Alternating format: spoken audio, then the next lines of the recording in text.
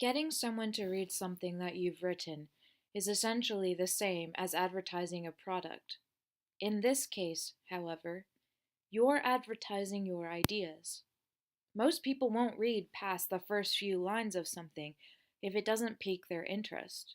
So, if you advertise well enough, you'll be able to get a reader to at least start reading what you've written, and therefore clear the first hurdle.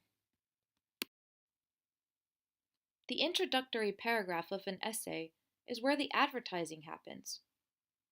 It's where you introduce your reader to the concepts you want them to engage with.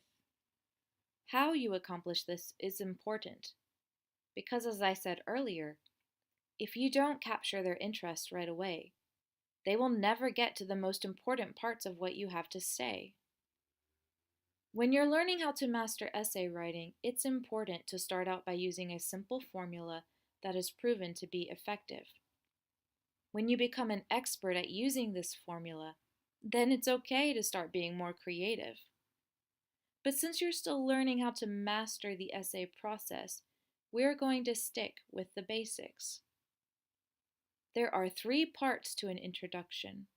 The first, and possibly the most important piece to catching a reader's interest, is called the hook, or an attention grabber.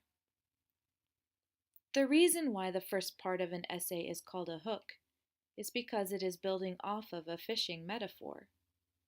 Just like a worm is used as bait to catch a fish, the first few lines of your introduction are the bait that is being used to capture your reader's attention. Once you've effectively gotten the attention of someone, you need to connect the concepts presented to them in the hook with the purpose in your thesis statement. This is known as the bridge, or sometimes as the connecting sentences. Regardless, it is an important part of creating a seamless flow of ideas from one part of the introduction to the next. It is possible that leaving the bridge out could make your reader so confused that they give up on reading any more of what you've written. The final piece of a traditional introductory paragraph is the thesis statement. The thesis is the heart of your essay. Everything connects back to it or stems from it. Without a clear, well-written thesis, your paper may fail to create a clear path or end goal for your reader. An essay without a thesis is like giving a person a map without a legend. Think of this inverted triangle as a symbolic representation of your introductory paragraph. The first part of an intro is the hook. It gets the reader's interest. Remember that starting with a question is not an option in this class. The second part is the bridge. It smoothly shifts the focus of the writing from the hook to the main topic of the essay. This can be tricky to write because there's not a specific formula for how to do this part of the introduction. The third part is the thesis statement.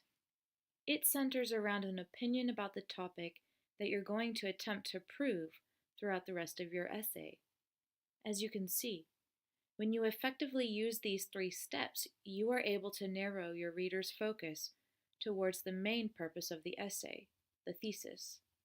This is where your argument is stated and your reasons for that argument are given. It is the basis upon which everything else in your essay is built. There are dozens of ways to write a hook. Some of them are better than others. Some of them are overused, and because of this, are not usually considered the best options for writing an essay. One type of hook that is often overused is opening with a question. For the purposes of this class, we will not start our essays with questions. So what types of hooks might be the best ones to use? Often that depends on your audience. Some types of hooks work better for some people than others. Think of the fishing metaphor. Fish like worms and bugs, so those are commonly used as bait. Raisins and peanuts probably wouldn't work out very well if you wanted to catch any fish. This concept is true in writing as well. For people who like history or science, Facts or important quotes are decent attention getters. For people who love to socialize and be told good stories, an anecdote might be the best route. Whatever hook you choose to use, keep in mind that it should have a purpose and connect to your thesis. A random quote or a statistic that is just thrown into an introduction will not help you to advertise your ideas.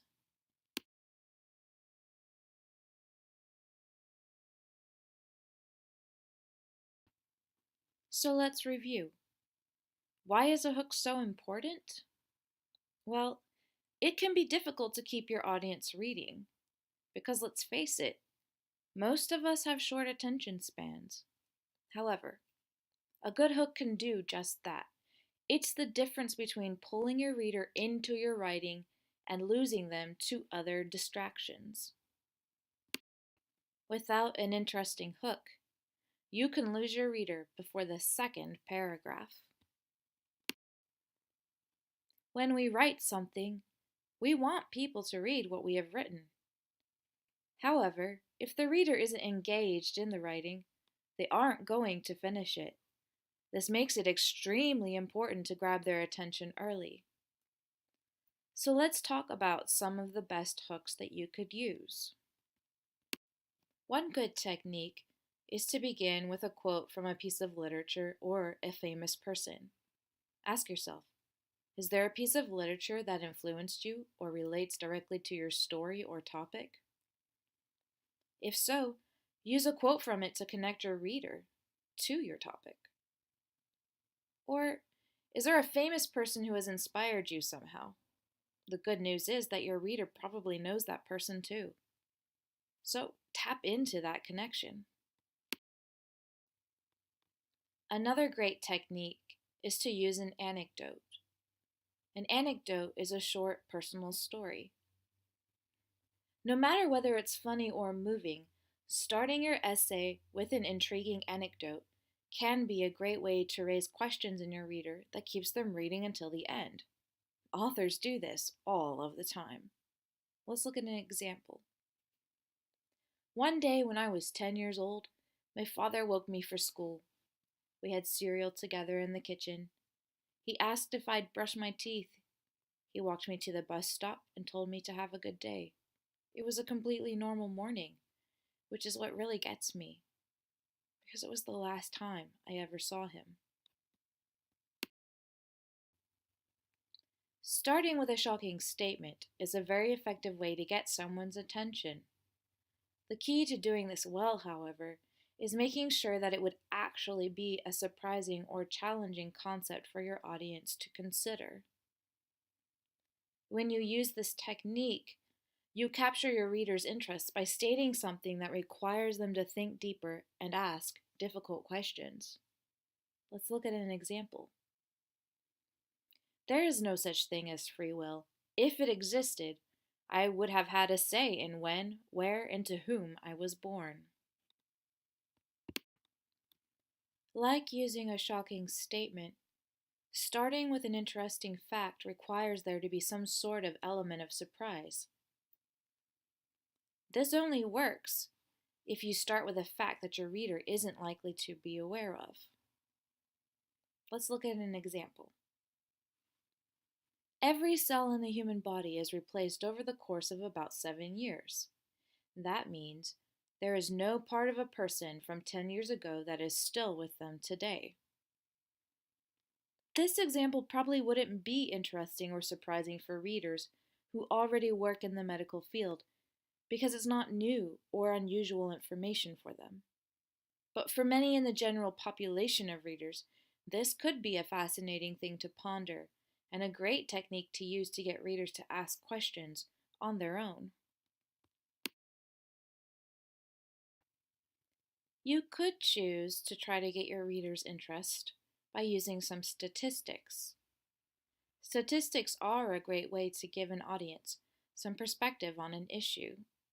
They can be useful with helping your reader know where you've been or where you're going with a topic. Let's look at an example. The average American consumes 77.1 liters of beer per year in the United States. Unfortunately, Charlize Theron's father wasn't average. Now that we've spent some time talking about hooks, let's take a closer look at the bridge. Just like a bridge helps you get from one side of a riverbank to another, in writing, the bridge helps the reader to get from the hook to the thesis statements. It's the connection. It can be more than one sentence, but it doesn't have to be. The final part of your introduction is the thesis statement. It is the most important part of an essay. It's the glue that holds everything together. If you don't have a strong, clear thesis, nothing else in the essay will make sense because it won't have any clear purpose.